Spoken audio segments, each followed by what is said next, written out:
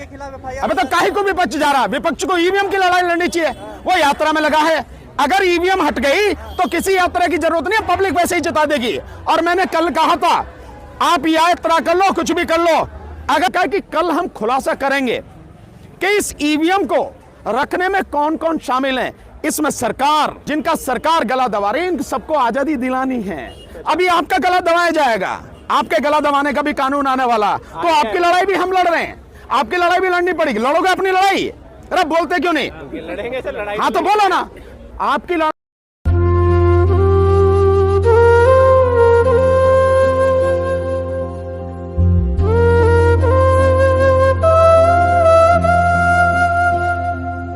देखिए, ईवीएम को लेकर हमारा अगला प्लान क्या है, मैंने आप सब साथियों को बताया था, आप भूल गए। कल 3 बजे जो हमारा ईवीएम हटाओ संयुक्त मोर्चा का अब कार्यालय बन चुका है, हेड ऑफिस बन चुका है 13E फिरोज शाह रोड। उस 13E फिरोज शाह रोड पर आप सारे के सारे लोग 3 बजे पहुंचेंगे। मैंने कल ही कह रखा, सबको बता देना आप सब और मैंने कह रखा है कि कल हम खुलासा करेंगे कि इस ईवीएम को रखने में कौन कौन शामिल है, इसमें सरकार, इलेक्शन कमीशन और कौन कौन है जो इस षड्यंत्र को बनाए रखना चाहते हैं, सत्ता पर बने रहना चाहते हैं, उसका खुलासा बाकायदा होगा। कई चीजों का खुलासा होगा, कल आप लोग आएंगे तो ईवीएम का अगला कदम है हमारा ये, जो कल आपको होगा। और इसके बाद में स्टेप बाय स्टेप हम लोग चलेंगे, आपको बताते रहेंगे, क्योंकि आप ही साथी हैं।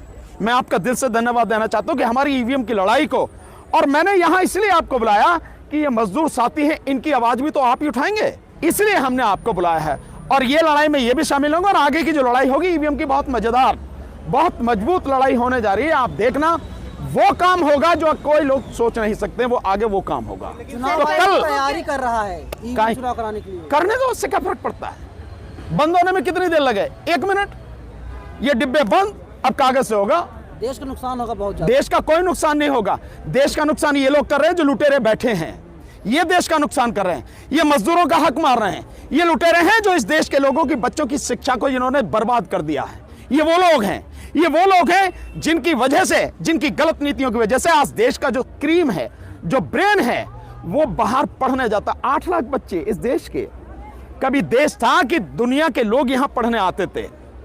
जब विक्रमशिला विश्वविद्यालय था, जब नालंदा विश्वविद्यालय था, यहां पढ़ने आते थे।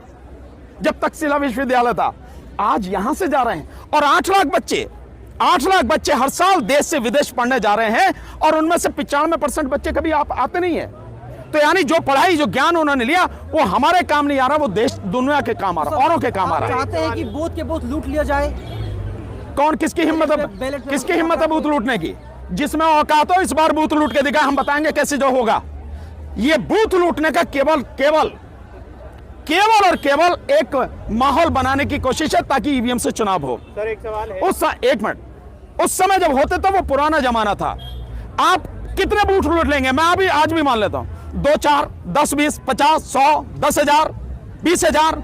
यहां तो पूरा का पूरा इलेक्शन, यानी 10 लाख से ज्यादा बूथ हैं, वो पूरे के पूरे लूट लिए जाते हैं। सरकार घर में अटके जाए, ईवीएम में गड़बड़ी करके बना ली जाती है। आप चाहते हैं कि ये होता रहे?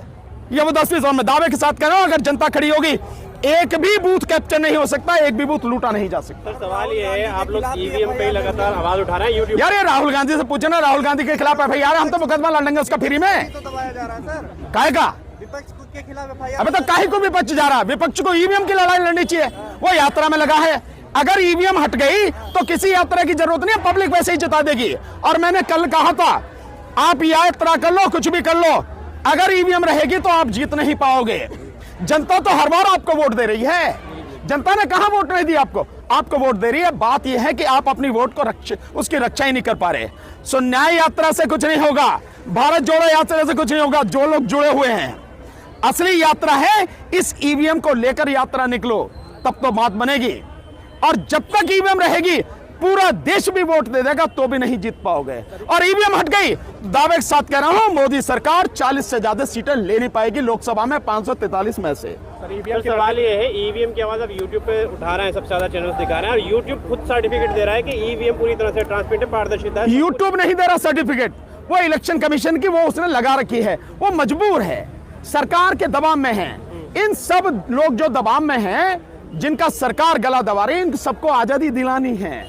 अभी आपका गला दबाया जाएगा, आपके गला दबाने का भी कानून आने वाला, तो आपकी लड़ाई भी हम लड़ रहे हैं, आपकी लड़ाई भी लड़नी पड़ेगी। लड़ोगे अपनी लड़ाई? अरे बोलते क्यों नहीं? लड़ेंगे सर, लड़ाई हाँ तो बोलो ना, आपकी लड़ाई भी लड़ेंगे। गला किसी का दबने नहीं देंगे, आवाज किसी के बंद नहीं होने देंगे, हक किसी का मारने नहीं देंगे। इसलिए मैं बार बार सब लोगों से आह्वान कर रहा हूं, हमारा साथ दो। और आपको फिर कह रहा हूं, 2024 का चुनाव ईवीएम से नहीं होगा, नहीं होगा, नहीं होगा। चुनाव 2024 का होगा तो केवल और केवल बैलेट पेपर से होगा, बैलेट पेपर से। सर, जो समर्थन की आप बात कर रहे हैं, मिस कॉल के जरिए जो आपको समर्थन मिल रहा है, वो सामने आप दिखा क्यों नहीं कि किसान भी आए? अरे बिल्कुल दिखाएंगे भाई, मैं जा रहा हूं, मैं 25 तारीख को पंजाब हरियाणा जा रहा हूं, किसानों से मिलने जा रहा हूं, मेरी ऑलरेडी मीटिंग फिक्स हो चुकी है। आप क्यों करें? किसान भी आएंगे साथ, फौजी भी आएंगे साथ, 1 रैंक 1 पेंशन वाले जो हैं, इसमें जो ओल्ड पेंशन वाले हैं वो भी आएंगे, इसमें सारे जो आपको देख रहे हैं ना मजदूर, वो सब भी आएंगे, इसमें सारे युवा जो बेरोजगार हैं वो भी आएंगे। और साथियों, इसमें वो लोग आएंगे जिनके विषय में आप कल्पना नहीं कर सकते हो, गांव गांव से निकलेंगे। मैं आपको दावे के साथ कह रहा हूं, इलेक्शन कमीशन सुन ले इस बात को, इस बार ईवीएम किसी गांव में घुस नहीं पाएगी, मैं कह रहा हूं आपको। उसकी जितनी भी नौटंकी करनी है कर ले, दिखा ले, जहां भी कर रहा है। कैसे आएंगे लोग? 15 तक धारा 144 लागू की। कोई बात नहीं, धारा बनती है बिगड़ती है, हम जानते हैं कैसे, हमें कानून बताने की जरूरत है, हम जानते हैं।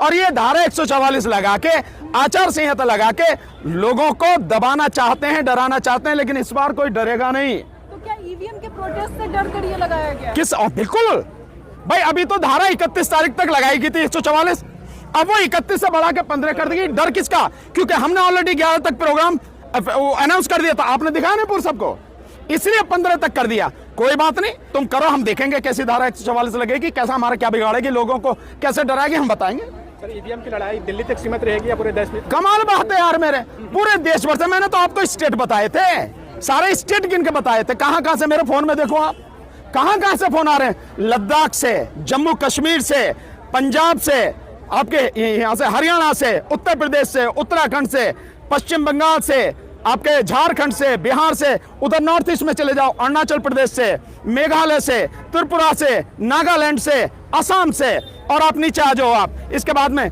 मध्य प्रदेश से, छत्तीसगढ़ से, उड़ीसा से, और आपके आंध्र प्रदेश से, तेलंगाना से, कर्नाटक से, केरल से और तमिलनाडु से, कहां कहां से फोन नहीं आ रहे। पूरा महाराष्ट्र इतनी जबरदस्त उबाल में है, आप सोच नहीं सकते। पूरा मध्य प्रदेश, साथ में ये दिल्ली है, ये आपका उत्तर प्रदेश है, उत्तराखंड है, राजस्थान है, सब जगह, गुजरात में मोदी जी के गढ़ में अभी हमारी मीटिंग हो रही है 28 तारीख को गुजरात में, राजकोट में, और उसके बाद में 9 तारीख को, 9 फरवरी को अहमदाबाद में मीटिंग होगी। मोदी जी के गढ़ में बताएंगे कैसी हुंकार वहां से ईवीएम के खिलाफ उठेगी। चिंता मत करो आप। आंदोलन को स्थायी रूप में देखने को मिलेगा? 100% स्थायी है, स्थायी है, और मजबूत बनेगा। और गांव गांव में ये आंदोलन ऐसा होगा जो गांव गांव में होगा, गांव गांव से लोग सड़कों पर निकलेंगे। आप कह रहे हैं कि बिना ईवीएम गुजरात में भी सरकार अपना, मैं तो कह रहा हूं ना, अभी ये करा लो, अगर मोदी जी जो है वहां सरकार बना ले, गुजरात में भी चुनाव करा लो बैलेट पेपर से, अगर मोदी जी सरकार बना जाए, वहां भी नहीं बना। हाँ 100% राजनीति छोड़ दूंगा हमेशा के लिए, आ जाओ मैदान में। मैं तो कह रहा हूं मोदी जी से, मोदी जी आपको दुनिया पसंद करती है, देश पसंद करता है, इतने पसंद करते हैं, सीना ठोक के कह रहा हूं, जिस सीट से मोदी जी लड़े उसी सीट से लड़ूंगा और वहां से उन्हें हरा के दिखाऊंगा। एक बार बैलेट पेपर से चुनाव कराओ ईवीएम को हटा के, मैं चैलेंज कर रहा हूं, एक्सेप्ट करो चैलेंज मेरा। तुमको ऐसी बात ने ऐलान किया है कि आप इन लोगों की लड़ाई में शामिल हुए हैं। ये इतने लोग हैं 10,792, ये लोग भी अब ईवीएम की लड़ाई में भी साथ रहेंगे? 100% साथ में रहेंगे। और मैं आपके सामने कह रहा हूं कि इनमें से अगर कोई ईवीएम की लड़ाई में साथ नहीं देगा तो हम इनका साथ नहीं देंगे। ईवीएम की लड़ाई बदला चल रहा है। नहीं, बदला नहीं है। हाँ। ईवीएम की लड़ाई व्यक्तिगत मेरी नहीं है, मैंने अपने लिए नहीं कहा कि आप मेरा साथ दो, मेरी लड़ाई में साथ दो। ईवीएम की लड़ाई इनकी भी लड़ाई है, वोट इनका भी लूटा जाता है, वोट इनका भी चोरी किया जाता है, इनकी वोट पे भी डाका है। तो इनकी वोट ये जिस पार्टी को, जिस कैंडिडेट को देना चाहते हैं उसी को जाए, और वोट देते समय इन्हें मालूम हो कि ये किसको वोट दे रहे हैं, वो बिल्कुल शीशे की तरह साफ होना चाहिए। और वो केवल और केवल बैलेट पेपर से हो सकता है, ईवीएम से नहीं हो सकता। यही बात हमने इनको समझाई है। तो वो लड़ाई ईवीएम की केवल मेरी नहीं, हम सबकी लड़ाई है। और इन्होंने वादा किया है कि इस ईवीएम की लड़ाई में साथ देंगे। अगर ये अपनी लड़ाई में साथ नहीं देते हैं और केवल अपनी नौकरी की बात करते हैं तो मैं समझता हूं ये किसी हालत में सही नहीं। और मुझे पक्का भरोसा है ये लोग इतने समझदार तो हैं ही कि अपनी लड़ाई जो वेतन की है, नौकरी की है, उसे भी लड़ेंगे, और ईवीएम की लड़ाई जो पूरे देश की हर किसी की लड़ाई है, उसे भी पूरी ईमानदारी के साथ में लड़ेंगे और हमारा साथ उसमें देंगे। मुझे पक्का विश्वास है इस बात। देखिए, केवल हम इनकी सपोर्ट करने नहीं आए हैं, हम इन्हें इनका हक दिलाने के लिए आए हैं। और आज से जो लड़ाई अब तक इन्होंने जो लड़ी, अपने इस स्तर से, अपने ढंग से लड़ी है, लेकिन इस पल के बाद लड़ाई हम लड़ेंगे, हमारे तरीके से ये सारे साथी लड़ाई लड़ेंगे, जैसा इन सब ने आश्वासन दिया है। और इनकी लड़ाई बड़ी जेन्युइन लड़ाई है। ये सबको समझने की जरूरत है कि सरकारें लगातार जो कमजोर हैं, जो मजदूर हैं, उन पर अत्याचार कर